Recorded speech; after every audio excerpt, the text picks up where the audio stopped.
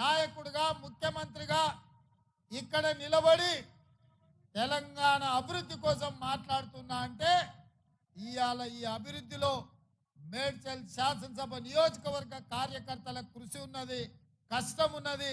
మీరందరూ కష్టపడి భుజాల మీద మోస్తేనే ఇవాళ నేను ఇక్కడ నిలబడ్డా. మిత్రులారా, మీరు ఆలోచన చేయండి. ఆనాడు దేశంలోనే పెద్ద పార్లమెంటు నియోజకవర్గం మనకున్నది 14 రోజులే. ఈ పార్లమెంటు నియోజకవర్గం 14 రోజులు కాదు, 14 నెలలు తిరిగినా అయిపోదు. ఏ గల్లీ ఎక్కడుందో, ఏ ఇల్లు ఎట్లుందో, ఎవరిని కలవాలనో తెలియని పరిస్థితి.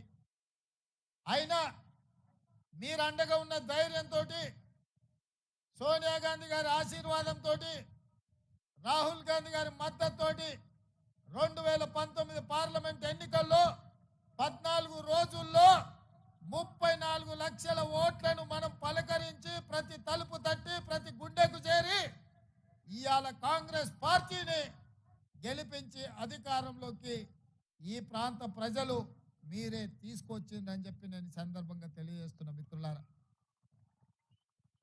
ఇవాళ మిత్రులారా, పిసిసి అధ్యక్షుడిగా 4 కోట్ల ప్రజల్ని తెలంగాణ నలుమూలలో తిరిగి ప్రజలని కలిసి ప్రజా సమస్యల మీద కొట్లాడి ప్రజల దగ్గరికి వెళ్ళి అభయ హస్తం ద్వారా 6 గ్యారెంటీలను ప్రజలకు వివరించి తెలంగాణకు పట్టిన చీడ పీడ కేసీఆర్ కుటుంబాన్ని వదిలించాలని ప్రజలకు విజ్ఞప్తి చేస్తే ప్రజలందరూ ఇవాళ వాళ్ళను చీత్కరించి ఇవాళ కాంగ్రెస్ పార్టీకి పట్టం కట్టిండ్రు.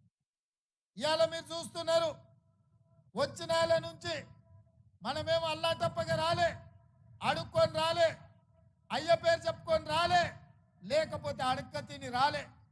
నిటారుగా నిలబడి కొట్లాడి కాంగ్రెస్ పార్టీ కార్యకర్తలు జెండా మోస్తే మీరు అభిమానంతో గుండెల్లో పెట్టి చూసుకుంటే సోనియమ్మ మీద, మల్లికార్జున ఖర్గే గారి నాయకత్వం మీద నమ్మకంతో ఇవాళ కాంగ్రెస్ పార్టీని గెలిపించారు. 65 మంది శాసనసభ్యులు ఈరోజు ముఖ్యమంత్రిగా, సిఎల్పి నాయకుడిగా మనల్ని ఎన్నుకుంటే మనం ఇవాళ ఉన్నాం. ఇవాళ సంపూర్ణమైన మెజార్టీతో మనం అధికారంలోకి వచ్చినాం. కానీ వాడొకడు వీడొకడు మోపయ్యి అట్లెట్లుంటుంది, 6 నెలలనే పోతుంది, 3 నెలలనే కూలుతుంది అని అంటారు. నేను అడుగుతున్న మిత్రులారా, అంత మొనగాడేవాడా నీ రాష్ట్రంలో ఉండా మన ప్రభుత్వాన్ని పడగొట్టేటోడు? ఒకవేళ మన ప్రభుత్వాన్ని పడగొట్టాలని ఆలోచన చేస్తే ఈ పక్కనే కూతవేటు దూరంలో ఉన్నది ఫామ్ హౌస్. కాంగ్రెస్ పార్టీ కార్యకర్తలు అనుకుంటే ఫామ్ హౌస్ గోడలు కాదు, ఇటుక పిల్లలు కూడా మిగలవు బిడ్డ. గోతి తీసి పాతి పెడతారు మా కార్యకర్తలు అనుకుంటే.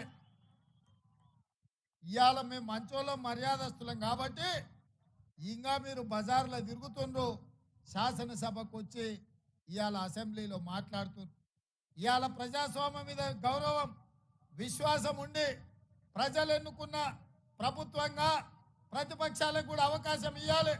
ప్రజా సమస్యల మీద చర్చ జరగాలి, తద్వారా సమస్యల్ని పరిష్కరించాలని జరుగుతున్న శాసనసభ సమావేశాలలో ప్రతిపక్షాలకు కూడా అవకాశం ఇచ్చినాం. 10 ఏళ్లలో ఏనాడైనా ప్రతిపక్షాలకు అవకాశం ఇచ్చిన మాట కనిపించిందా? ఒక దళితుడు బట్టి విక్రమార్క గారు సిఎల్పి నాయకుడిగా ఉంటే 6 నెలలు కూడా ఉండనీయలే. 12 మంది ఎమ్మెల్యేలను జీల్చుకొని ఆ పదవి కూడా గుంజుకున్నారు. ఇవాళ పేదవాడు పదవిలో ఉంటే ఓర్వలేని మీరు ఇవాళ ఒక రైతు బిడ్డ, రైతు కుటుంబం నుంచి వచ్చిన నేను ఆ ముఖ్యమంత్రి కుర్చీలో కూర్చుంటే